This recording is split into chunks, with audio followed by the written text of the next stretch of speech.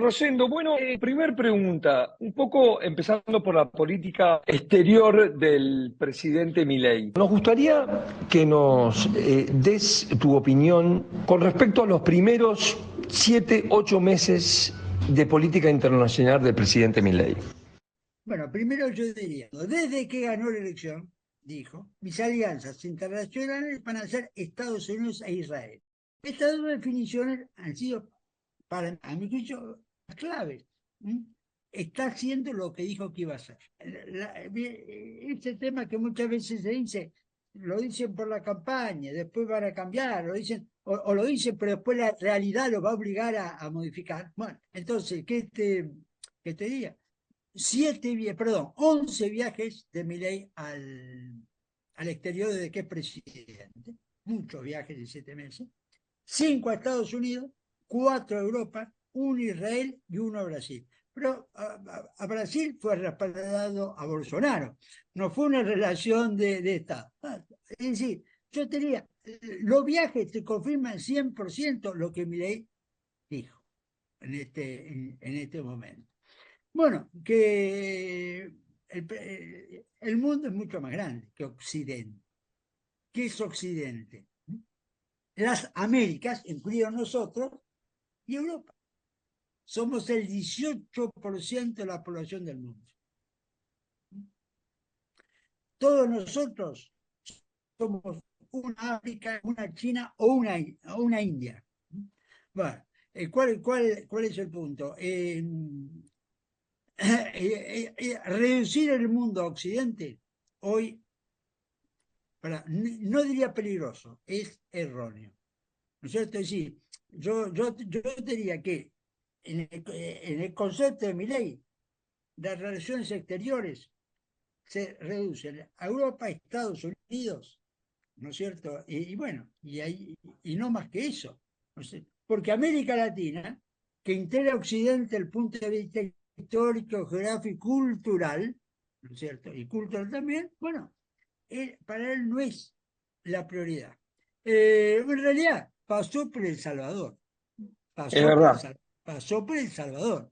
Vos fíjate que si de América Latina elegí solo El Salvador de pasada, ¿qué está mostrando? México, Brasil, Colombia, Chile. Es decir, los países más relevantes de la región están fuera de su agenda. Rosendo, te quería preguntar justamente sobre esto que estás hablando, sobre el tema de la comparación que siempre se hace a Milei, le gusta hacer e identificarse con lo que fue el menemismo, la época de Carlos Menem. Y Menem tenía claramente un posicionamiento pro-occidental muy marcado, muy pro-Estados Unidos, en otro mundo, claramente, pero también tiene una mirada muy fuerte, insisto con esto, sobre el tema de Brasil y sus socios, y dejó en la Cancillería, puso una persona, bueno, ni hablar de la experiencia y de la calidad académica y técnica de Ditela. ¿Vos ahí sí ves un contraste fuerte entre ambos momentos históricos, entre ambos presidentes? Ya, es un contraste fuerte de pasar de un centro derecha moderado a una ultraderecha, como se dice ahora. ¿No es cierto? Es decir, ese es el punto. ¿No es cierto? Menem fue un proyecto de centro derecha con base en un partido popular. Milei es Sí, lo que en Europa se llama la derecha radical. ok. La derecha radical. Lo que se llama así. Bueno, y esto, viste, es como si yo quiero comparar, a ver, ¿cómo entendía Bush padre al Partido Republicano a cómo lo entiende Trump? Ahí, esa comparación sirve para entender, me parece a mí, lo que puedo decir, entre Menem y Milley, la diferencia entre Trump y Bush padre, Claro. cronológicamente y políticamente, pero son dos políticas muy distintas realmente. Y Rosendo, ya para llevarte un poquito al continente, pero para arriba, ¿cómo estás viendo vos, cómo estás viviendo vos esta situación inédita que se está dando en Estados Unidos con respecto a la elección presidencial, sobre la candidatura de Biden, cómo Trump vuelve a intentar ser presidente en medio de causas judiciales bastante graves y una condena en su contra? ¿Cómo vivís todo ese proceso vos en Estados Mira, Unidos? yo que lo reciente.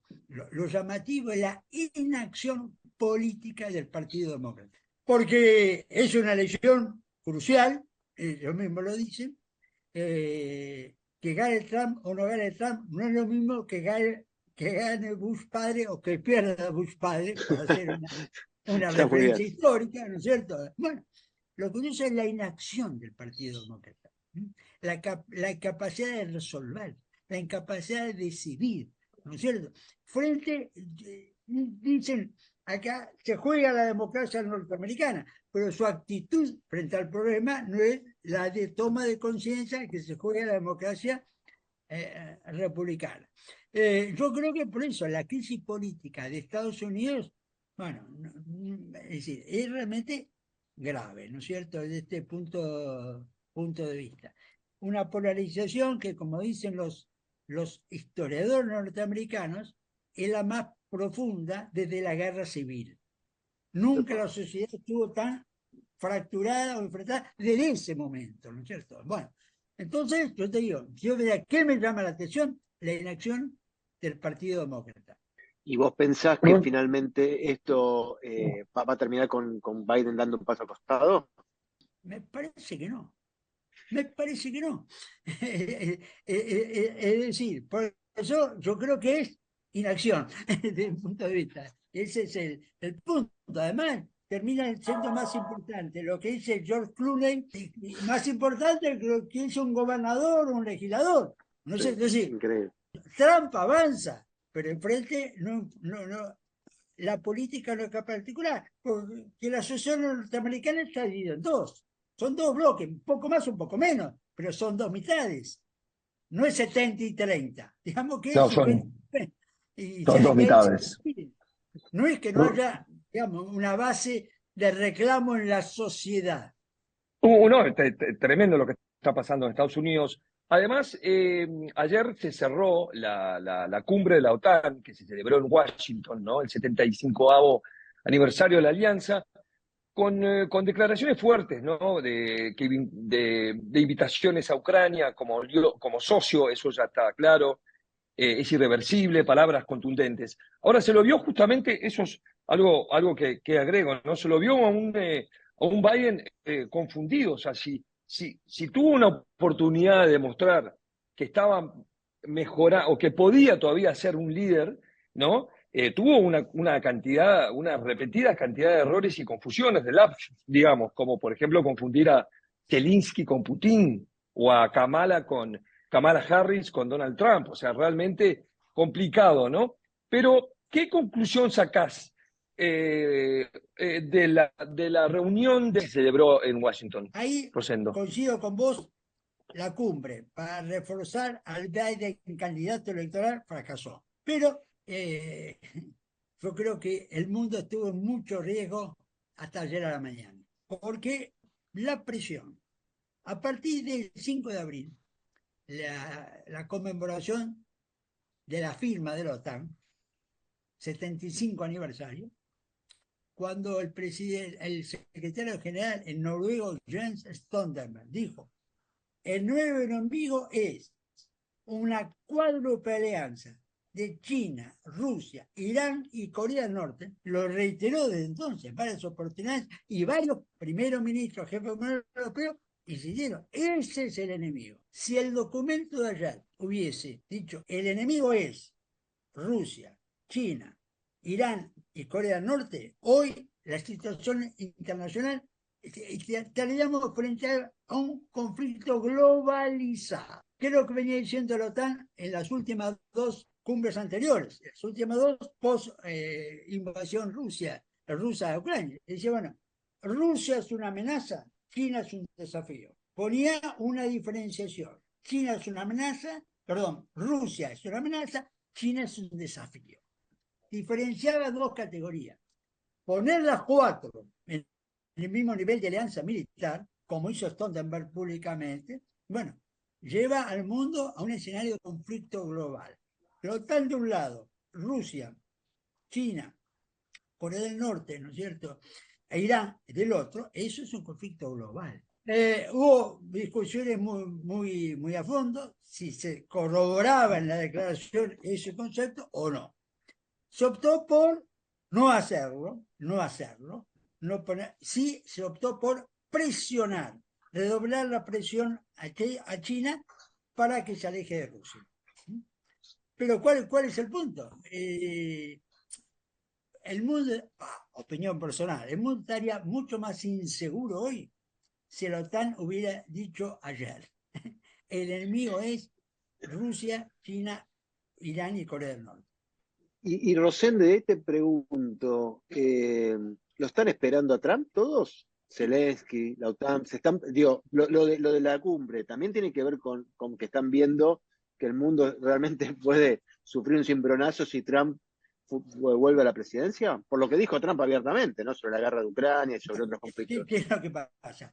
Aquí hay una situación bastante paradojal. Los moderados de la política son los belicistas en la guerra. Los belicistas Claro, en la política son los moderados en la guerra. Es decir, ¿cuál es? Y esto es difícil de entender, pero es así. Bueno, hay una estrategia para impedir que Trump pueda modificar la OTAN, para impedir que Trump pueda cerrar la guerra de Ucrania. Como un momentito, la OTAN ha dejado de hablar de paz. Hay que vencer a Rusia. Hay que vencer a Rusia. Bueno, ahí vos voy a ganar la guerra. Vos fíjate que la primera mañana de la cumbre de la OTAN, todo se dedicó a una sola cosa, a la reunión de los jefes de gobierno con los fabricantes y mercaderes de armas, nunca visto, diciéndoles, de ustedes depende que ganemos la guerra. claro. Si se despertara Eisenhower, que cuando dejó el poder hizo su discurso diciendo, denunciando el complejo militar e industrial se había transformado en un poder que estaba por encima de las decisiones del Estado estadounidense. De ustedes dependen que ganemos la guerra. Si ustedes nos dan lo que necesitamos, ¿viste? Primero Ucrania que decía, ¿no es cierto? Denme las armas suficientes y necesarias. Ahora es los jefes de gobierno local que le dicen a los productores de armas, denos las armas suficientes para ganar.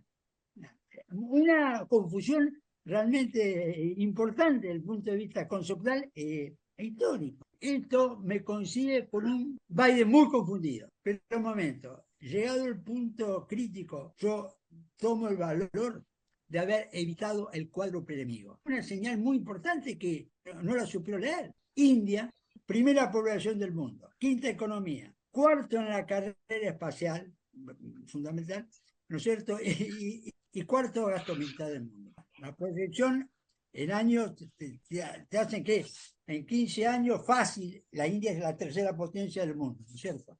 Que hoy es la quinta, digamos, en alguna de las cuales. Bueno, fue a reunirse con Putin mientras se hacía la cumbre, ¿no es cierto? Y India es el país clave de equilibrio, no que India le es toca.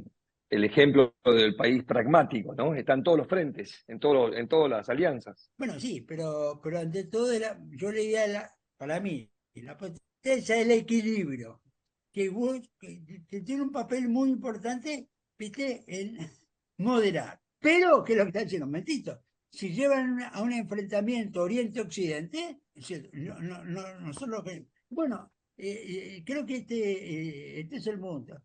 Es decir, para mí, mi opinión, digamos, la OTAN tiene una aclaración excesiva respecto a China, pero evitó el cuádruple enemigo que hubiera sido mucho más peligroso.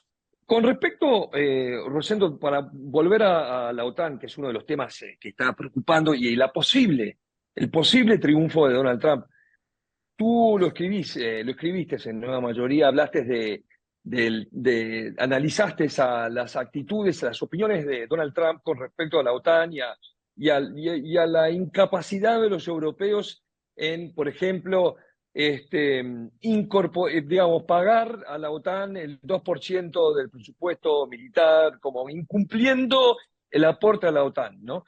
¿Tú pensás que cuando llegue, si llega Trump, esperemos al 5 todavía de noviembre, ¿no? Si llega a ser presidente Trump, ¿va a decir lo que va a hacer lo que dice o simplemente por la gravedad de la situación va a dejar que las cosas pasen? Para mí va a ser lo que dice. No, es decir, el tema que lo dicen y no lo hacen, un clásico en la política, no está funcionando.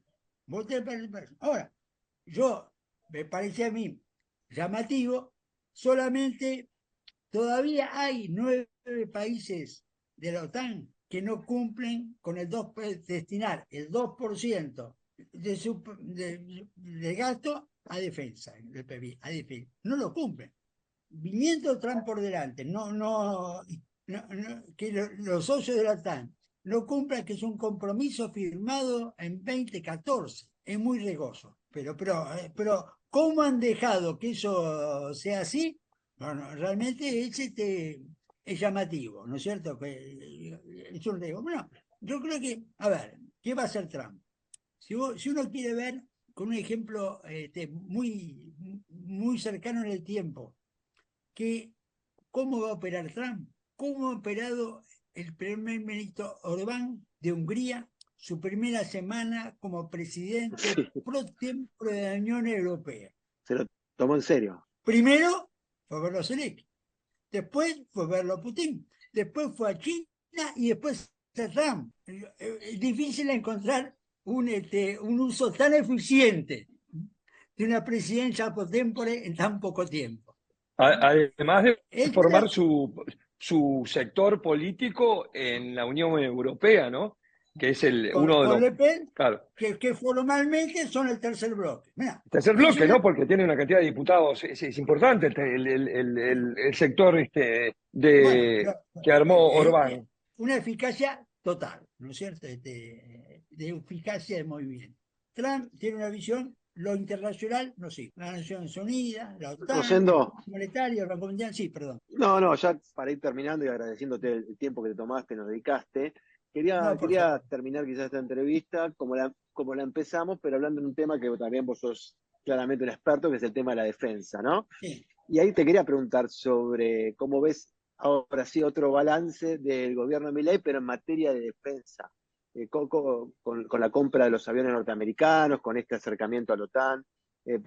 ¿Pensás que hay un alineamiento claro también y coherente con la política exterior? Bueno, creo que el alineamiento en gestos y decisiones es marcadísimo.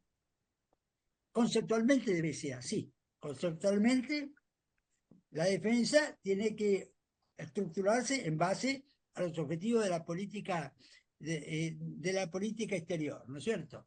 Y además, actitudes que realmente volvemos al tema del extremo no extremo. La foto arriba del tanque de Milei y la vicepresidenta. Complicadas. Yo no sé si no sé si Tapa Trump del se Wall anima. Street Journal de ayer, ¿no? Rosendo, muchísimas gracias. No, gracias a Espectacular. ustedes. Muchas gracias, Rosendo.